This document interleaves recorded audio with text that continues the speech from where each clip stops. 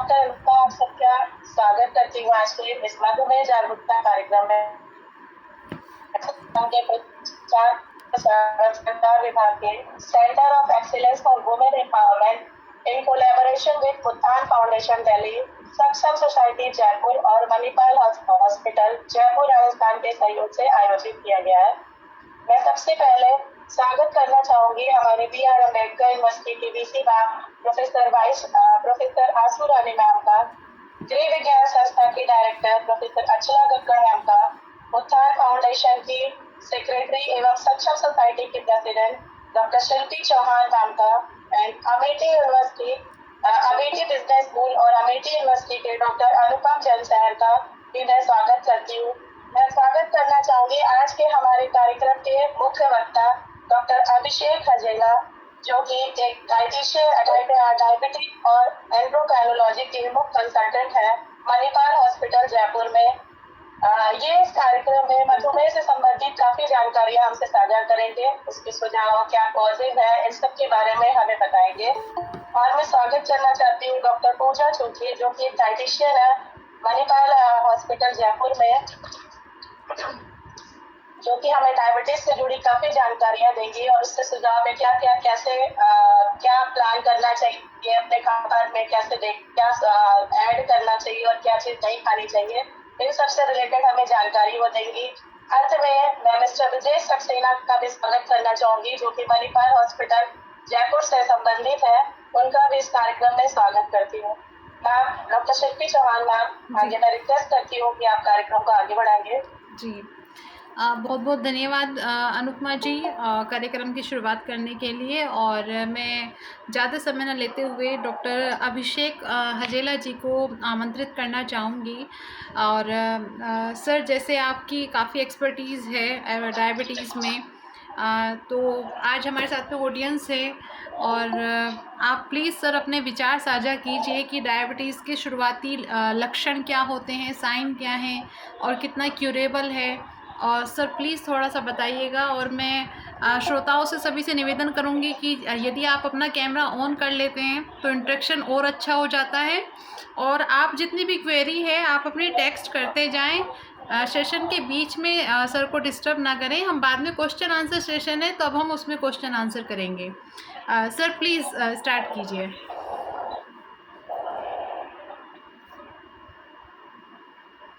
Thank you so much ma'am, बहुत बहुत धन्यवाद आपका आज इस प्रोग्राम के लिए। सच बात तो ये है कि डायबिटीज जो है एक बहुत ही सामान्य बीमारी हो गई है आजकल, और उसका मेन कारण ये हमारा रहन सहन और हमारा खान पान। पर डायबिटीज के रिसर्च में भी काफ़ी दिन प्रोग्रेस हुई है। पिछले 10 सालों में 12 सालों में जब मैंने अपना DM किया था, तब हम 2 तरह की डायबिटीज सुनते थे, टाइप 1 और अब करीबन 5-6 तरह की शुगर है। अब तो वो कैसे पहचान सकते हैं या उनके लक्षण क्या होते हैं, पहले साइड देख लेते हैं। बेसिकली हम हमेशा सोचते थे कि भाई ज़्यादा भूख लगी, ज़्यादा पानी पीना, ज़्यादा पेशाब आना, ये शुगर के लक्षण होते हैं। बात ठीक है, लेकिन ये लक्षण ज़्यादातर टाइप 1 शुगर में पाए जाते हैं। टाइप 1 शुगर यूजली बच्चों में होती है और इसमें शुरुआत से ही इंसुलिन की मात्रा शरीर में बिल्कुल कम होती है या ना के बराबर होती है। तो उन बच्चों में जब शुगर 400-500 या बहुत ज़्यादा बढ़ जाती है, तो ज़्यादा पेशाब आना, ज़्यादा पानी पीना, ज़्यादा और भूख लगना और वजन कम होना शुरुआत हो जाती है। तो ये यूजली हम लोग सिम्टम आज के ज़माने में टाइप 1 शुगर में देखते हैं। जहाँ तक और शुगर की बात है, जो टाइप 2 मेन शुगर कहलाती है, जिसका मेन कारण मोटापा है, खान-पान है, व्यायाम न करना है, और हाँ, पारिवारिक अगर किसी को शुगर है तो वो भी रिस्क फैक्टर होता है। उनमें कई बार पेशेंट आता है कि डॉक्टर साहब हमें थकान बहुत हो रही है, हमारे हाथ पैर पतले हो रहे हैं, या हमको पैरों में झंझनाहट होती है, रात को पैरों में आग सी निकलती है, पैरों में रात को बेचैनी होती है, हम सो नहीं पाते। एक लक्षण तो ये हो सकता है। दूसरा ये, परमात्मा न करे, पर कई बार लोगों को सीधे साइलेंट हार्ट अटैक आता है और तब पता लगता है कि उनको शुगर थी। इसी के साथ साथ लोगों को कई बार ब्रेन स्ट्रोक भी आ जाता है और तब पता लगता है कि उनको शुगर थी। इसलिए अगर आपके पैरों में कुछ झंझनाहट है, कुछ बेचैनी है, या आपके हाथ पैर पत्ते हो रहे हैं, या आपके पेशाब में झाग जा रहे हैं, तो इन सब बातों को हल्के में ना लें। कृपया अपने डॉक्टर से संपर्क करें, ये शुगर के लक्षण हो सकते हैं। कई बार हमने देखा है कि लोगों के चश्मे का नंबर बहुत जल्दी जल्दी बदलता रहता है। जी। अभी चश्मा बनवाया, 2 दिन बाद फिर वो वापस नंबर बढ़ गया। तो अगर आपके चश्मे का नंबर या आपकी आंखों में धुंधलापन या जाले आ रहे हैं, तो ये भी शुगर के लक्षण हो सकते हैं। इसके लिए भी आपको अपनी शुगर चेक करानी चाहिए। बाकी अगर आपको लक्षण नहीं भी है, लेकिन अगर आपके घर में आपके मम्मी पापा, भाई बहनों में, चाचा मौसी, बुआ ताऊ, आसपास के रिश्तों में अगर किसी को भी शुगर है, तो कृपया करें 45 साल के बाद कम से कम अपना हर साल में एक बार रूटीन चेकअप जरूर कराएं। उसमें बेसिक टेस्ट कराएं, शुगर कराएं, कोलेस्ट्रॉल लेवल कराएं, जिससे कि भगवान ने करे अगर आपको शुगर होना है तो कम से कम एक पहली से पता लग सकती है, जिससे कि शायद आप उसको परहेज करके और व्यायाम करके कंट्रोल कर सकते हैं। दवाई की शायद आपको जरूरत ना पड़े। और अगर आपका वजन ज्यादा है तो कृपया कर वजन कम करने की कोशिश करें, क्योंकि टाइप 2 डायबिटीज का मेन कारण यह है कि इंसुलिन काम नहीं कर पाता। और इंसुलिन काम इसलिए नहीं कर पाता क्योंकि जो मोटापा होता है वो उसे काम करने नहीं देता, जबकि टाइप 1 में इंसुलिन होता ही नहीं है। तो ये दोनों शुगर अलग अलग है, दोनों के कारण भी अलग अलग है।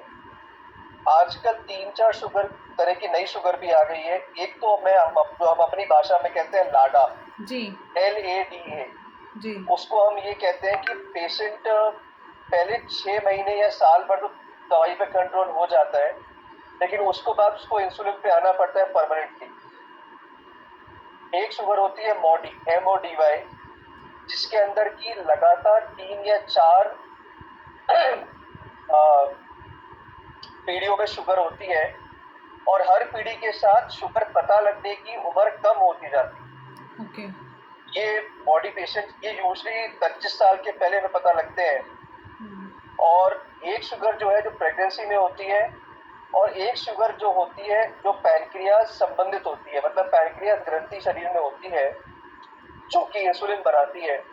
अगर उसको किसी वजह से चोट पहुंचे या उसको सूजन आ जाए तो इंसुलिन बनना बंद हो जाता है, तो उससे की वजह से भी शुगर हो जाती है। इनमें आप ये ध्यान रखें, टाइप 1 डायबिटीज में या लाडा LADA में या पैनक्रियाज संबंधित शुगर में हमें 99% इंसुलिन ही देना पड़ेगा, दवाई पे कंट्रोल नहीं आती है। बाकी शुगर जो है उसमें हम दवाइयों का इस्तेमाल कर सकते हैं। गर्भवती महिलाओं में भी शुगर अगर होती है तो हमें इंसुलिन का इस्तेमाल करना पड़ता है, क्योंकि वही एक सुरक्षित उपाय होता है। तो आजकल 5-6 तरह की शुगर होती है। रही बात लक्षण की, मैंने बताया आपको जी। इसके अलावा अगर आपको रक्तचाप रहता है या आपका कोलेस्ट्रॉल पहले से खराब रहता है, तो भी आप लोगों को शुगर रूटीनली चेक करानी चाहिए, क्योंकि रक्तचाप, कोलेस्ट्रॉल और शुगर ये तीनों आपस में मिले हुए हैं। अगर एक बिगड़ता है तो बाकी दोनों को साथ बिगाड़ देता है। इसके अलावा थायराइड पेशेंट जो होते हैं उनको भी शुगर का ध्यान रखना चाहिए, क्योंकि थायराइड और शुगर आपस में रिलेटेड तो है, लेकिन फिर भी थायराइड पेशेंट को देखा है हमने कि शुगर के चांस ज़्यादा रहते हैं, और इसका उल्टा भी आजकल सच है। तो अगर आपको थायराइड की बीमारी है तो भी शुगर का आप लोगों को ध्यान रखना चाहिए। इसके अलावा जो हृदय रोगी हैं, जो स्ट्रोक पेशेंट्स हैं, उनको भी अपनी शुगर मॉनिटरिंग करते रहनी चाहिए, क्योंकि डायबिटीज भी रिस्क फैक्टर है इन चीज़ों के लिए। जी। इसके अलावा अगर आप किसी को देखते हैं पेशेंट को जिसके डायबिटीज कंट्रोल में नहीं है या वो इंसुलिन पे है, तो हमेशा ध्यान रखिए कि इंसुलिन लगाना भी एक कला है। इंसुलिन अगर लगाना नहीं आएगा या आप गलत तरीके से लगाएंगे तो भी शुगर कंट्रोल नहीं होगी। तो जो भी मरीज आपके जानकारी में या आप खुद भी अगर इंसुलिन लगा रहे हैं तो अपने डॉक्टर से इंसुलिन लगाना का तरीका और लगाने की जगह ज़रूर पूछ लीजिए, क्योंकि इंसुलिन का रखरखाव और इंसुलिन लगाने का तरीका, इसकी वजह से शुगर काफ़ी लोगों की अनकंट्रोल हो जाती है। तो ये बेसिक चीज़ें हैं। आप मैं चाहूँगा कि अगर ऑडियंस के पास कोई सवाल हो तो आप कृपया करके मुझसे पूछिए।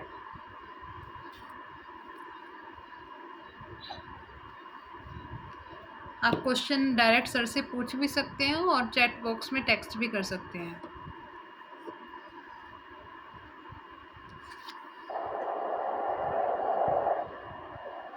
कृपया खाना संबंधित क्वेश्चन पूजा जी से पूछेगा। पूजा जी ज्वाइन कर चुकी है, तो क्या खाना है क्या नहीं खाना सबसे अच्छा मेरे से भी ज्यादा वो अच्छा बता सकती है।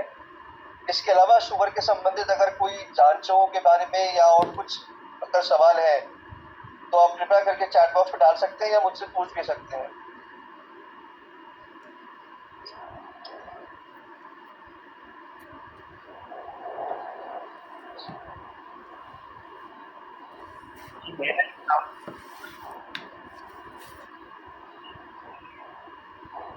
हेलो, बताइए। जी सर बताएं। मेरा एक सवाल है यस मैम, कि मैम मीटिंग चल रही है, आप डायबिटीज थोड़ी होने देर से बाद फोन करेंगे। किडनी पर क्या पड़ता है? अच्छा जी सर। सर एक्चुअली जो हमारी किडनी है वो एक छन्नी की तरह काम करती है।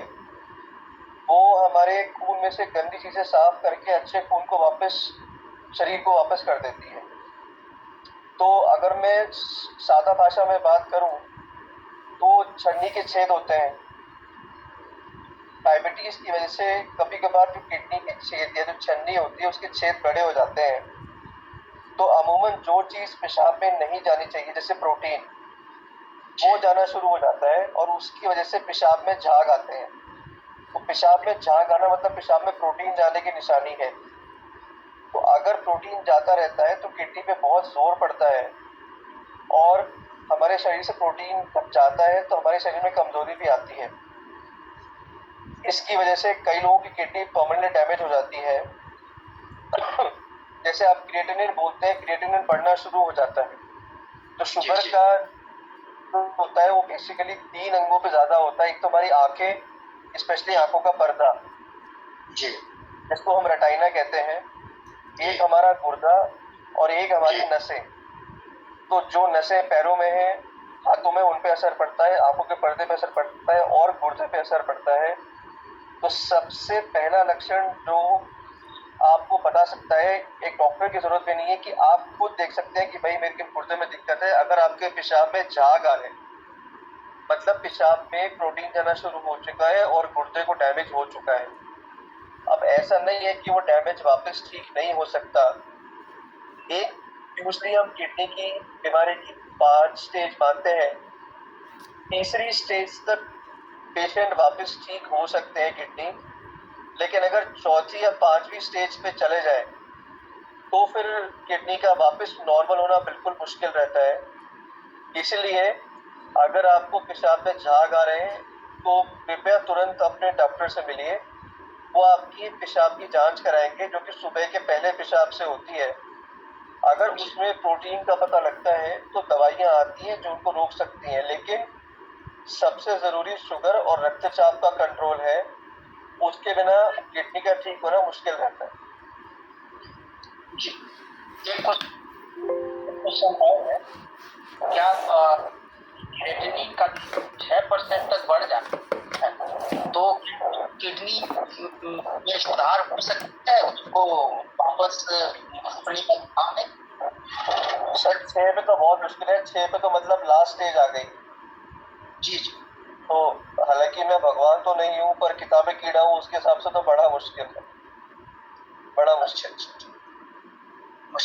बेसिकली अगर आपने कभी क्रिएटिनिन की जांच कराई हो तो उसमें रिपोर्ट में GFR लिखा आता है। GFR वो स्पीड है जिससे कि किडनी जो है हमारे खून को साफ करती है।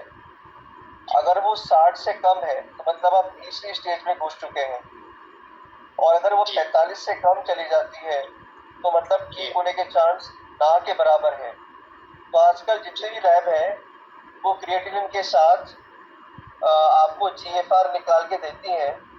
तो एक नॉर्मल इंसान भी आजकल देख सकता है कि भाई मेरी किडनी की स्टेज क्या है। सर काफ़ी चीज़ें आपने बताई हैं। सर एक चीज़ और है, मतलब इसके फैक्टर्स क्या हैं? क्या किसी बीमारी के कारण भी डायबिटीज़ हो सकती है या स्ट्रेस एंड एंग्जाइटी, डिप्रेशन, या कुछ साइकोलॉजिकल फैक्टर्स हैं, ये मतलब हो कैसे सकती है अगर फैमिली में किसी को भी नहीं है उस सीन में? सर बताइए। मैम, अगर किसी को या शुगर फैमिली में नहीं है फिर भी अगर आपको शुगर हो जाती है तो सबसे बड़ा कारण खान पान और मोटापा। सबसे बड़ा कारण तो हमने देखा है कि जिन फैमिलीज में नहीं है शुगर और फिर भी 30-32 साल के लोगों को शुगर हो गई, उसका मेजर कारण था एक तो काम का स्ट्रेस, क्योंकि आजकल काफ़ी लोग नाइट शिफ्ट में काम करते हैं तो खाने का कोई रूटीन ही नहीं होता है, एक्सरसाइज तो बिल्कुल ही नहीं होती है और वजन बढ़ता जाता है। एक फैक्टर तो वो है। दूसरा, जिन लोगों को मनोरोग होता है, जो डिप्रेशन जिसको बोलते हैं, उन लोगों को भी डिप्रेशन में कुछ लोग बहुत ज़्यादा खाते हैं, कुछ लोग बिल्कुल नहीं खाते हैं। दोनों ही केसेस में आपको शुगर के चांस रहते हैं। तो सबसे पहली बात ये है, अगर आपका पेट पे चर्बी इकट्ठी हो रही है तो उसको कृपया करके उसकी देखभाल करें, उसको कम करें, क्योंकि फैमिली में शुगर ना होते हुए भी अगर आपका मोटापा ज़्यादा है तो शुगर हो सकती है। जी। बाकी कुछ हार्मोन संबंधित बीमारियां होती हैं, जैसे कशिंग सिंड्रोम है या एक्रोमेगेली है, उनके अंदर भी शुगर बढ़ जाती है और डायबिटीज हो जाती है। पर ऐसे केसेस में बीमारी ठीक होने पे शुगर भी अमूमन तौर पर ठीक हो जाती है। एक चीज मैं बताऊंगा, आजकल लड़कियों में हम पीसीओडी नाम की बीमारी का बहुत नाम सुनते हैं। जी। तो पीसीओडी वाले पेशेंट्स को भी शुगर की रिस्क रहती है, कोलेस्ट्रॉल की खराब होने की रिस्क रहती है और रक्तचाप की रिस्क रहती है। तो अगर किसी बच्ची को आपकी जानकारी में पीसीओडी है तो कृपया करके उसका वजन न बढ़ने दें, क्योंकि वजन अगर बढ़ गया और पीसीओडी है तो पूरे चांस है कि उस बच्ची को शुगर हो सकती है। जी। ये 3-4 फैक्टर हैं जिनमें परिवार में शुगर न होने के बावजूद भी शुगर होने के चांस रहते हैं। जी। सर बहुत ज़्यादा मतलब ऐसे लोगों में पाया गया है जो डायबिटिक हैं, कुछ टाइम बाद में उनकी सुनने की क्षमता कुछ कम हो रही है। क्या ये डायबिटीज़ के कारण है या कुछ अदर रीज़न हो सकते हैं? मैम, शुगर पेशेंट्स का शुगर का असर नसों पे होता है। अब चाहे वो नसें कान की हो, पैर की हो, हाथ की हो या पेट की हो, जी। तो नो डाउट शुगर पेशेंट्स में सुनने की क्षमता कम होती है, लेकिन ज़्यादातर इसमें एक उम्र का भी भागीदारी होती है। पर हाँ, शुगर पेशेंट्स में कान की इन्फेक्शन हो जाए अगर या नसें कमजोर हो जाए तो सुनने की क्षमता में कमी आ सकती है, बिल्कुल। जी। पर बहरापन मैंने आज तक होते हुए किसी को नहीं देखा, लेकिन हाँ, सुनने की क्षमता तो कम हो सकती है, बिल्कुल। जी। ये ज्योति जी का एक क्वेश्चन आया है जी। कि नॉर्मल फास्टिंग ग्लूकोज और ग्लूकोज लेवल अच्छा, एग्जैक्टली वो फास्टिंग पूछ क्या रही हैं होता क्या है? होना चाहिए? जी।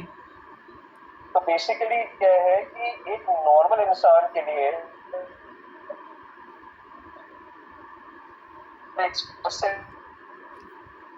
के बाद की शुगर 140 से कम है तो वो ठीक है। अब बात आई डायबिटिक पेशेंट की, तो अगर कोई डायबिटिक पेशेंट 50 साल से कम उम्र का है, उनके लिए भूखे पेट शुगर 120 और खाने के बाद की शुगर 160 तक भी हम मान लेते हैं कि ठीक है। और अगर कोई डायबिटिक पेशेंट 50 साल के ऊपर का है तो हम लोग उसमें भूखे पेट शुगर 130 तक और खाने के बाद की शुगर 180 तक भी ठीक मानते हैं, क्योंकि अगर आप शुगर को नॉर्मल लाने की कोशिश करें डायबिटिक पेशेंट तो पूरे चांस है कि शुगर डाउन भी जा सकती है। और ध्यान रखिएगा, शुगर 300-400 नुकसान तब करेगी जब लगातार महीने भर तक बढ़ी हुई रहती है, लेकिन अगर शुगर 40-50 आ गई तो 10 सेकंड में ही खेल खत्म हो सकता है। इसलिए हम लोग 110-140 नहीं मानते डायबिटिक पेशेंट से। 50 साल से कम में 120 और 160 और 50 साल से ऊपर 130 और 180 तक शुगर हम लोग कंट्रोल में मानते हैं। वंदना मैम ने हाथ रेस किया है, कोई सवाल मैडम?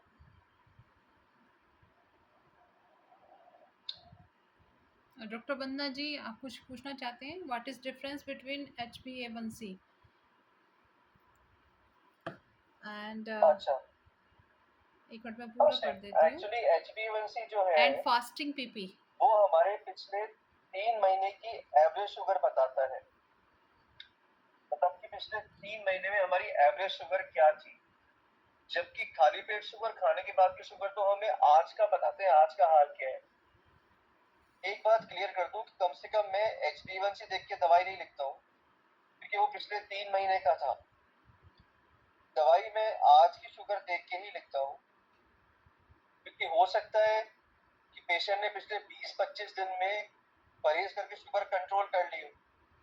तो कई बार ऐसा होता है कि अगर हम HbA1c के बेसिस पे दवाई लिखते हैं तो शुगर डाउन भी चली जाती है। तो HbA1c पिछले 3 महीने का है। HbA1c का फुल फॉर्म है ग्लाइकेटेड हीमोग्लोबिन। ये हमारे हीमोग्लोबिन से ही बनता है और ग्लूकोज इसमें अटैच होता है। तो अगर ग्लूकोज ज्यादा होगा तो HbA1c ज्यादा बनेगा। तो HbA1c पिछले 3 महीने की एवरेज शुगर होती है और फास्टिंग और बीपी शुगर आज की शुगर बताती है, ये फर्क होता है। नमस्ते सर, मैं वंदना मिश्रा बोल रही हूँ। मैं नमस्ते जब मैम। भी अपना नमस्ते सर, मैं जब भी अपना शुगर टेस्ट कराती हूँ तो वो बॉर्डर लाइन पे ही दिखता है। बॉर्डर लाइन मतलब कितना आता है, उसके पेट कितना आता है, खाने के बाद कितना आता है? 115, 110 इसी तरह। ये आप लैब से कराती है कि घर पे मशीन से करती है? नहीं, लैब से भी कराती हूँ, उसमें भी घर में भी कराती थी तो यही मेरा आता था। मैं फिर आप एक HbA1c कराइए, उससे क्लियर होगा कि आप बॉर्डर लाइन पे डायबिटीज की तरफ क्रॉस कर चुकी है। क्योंकि HbA1c 5.7 से कम नॉर्मल होता है।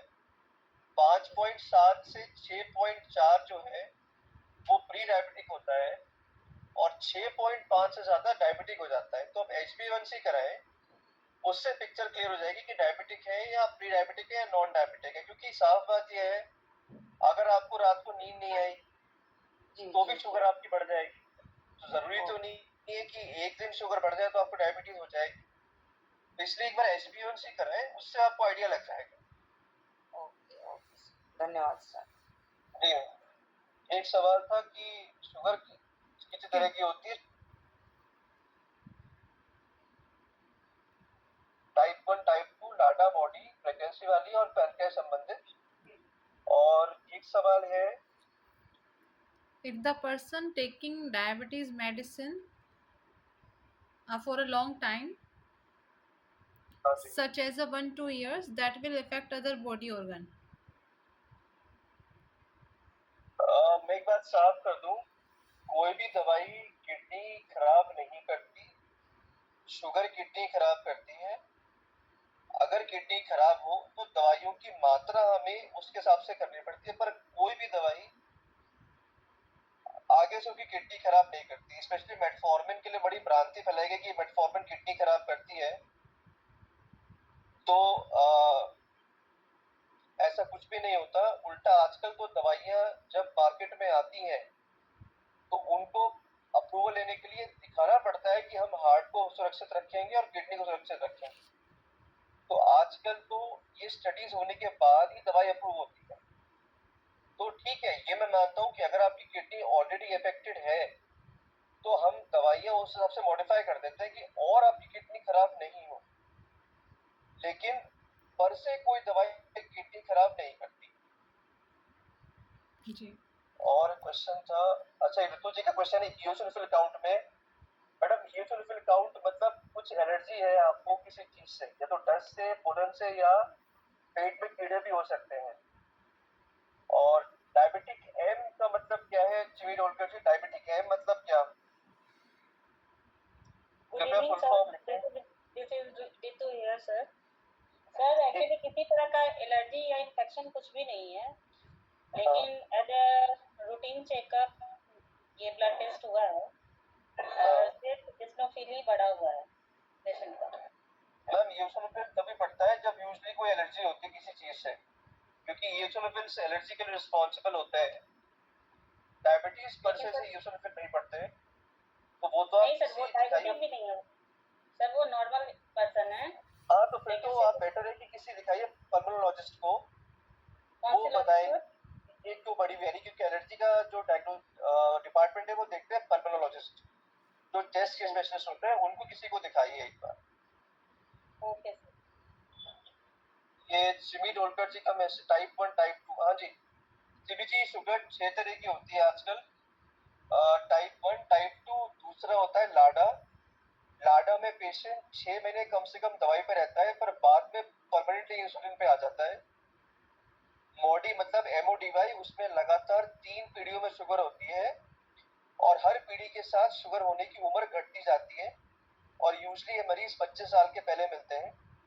पांचवी शुगर जो गर्भावस्था में होती है उसकी कहलाती है, और छठी शुगर जो होती है जो पैनक्रियास की दिक्कत की वजह से होती है। ये मोटा मोटा आजकल 6 तरह की शुगर है।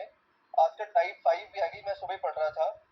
तो रिसर्च चल रही है, हो सकता है आने वाले टाइम में और तरह की शुगर भी पता लगे।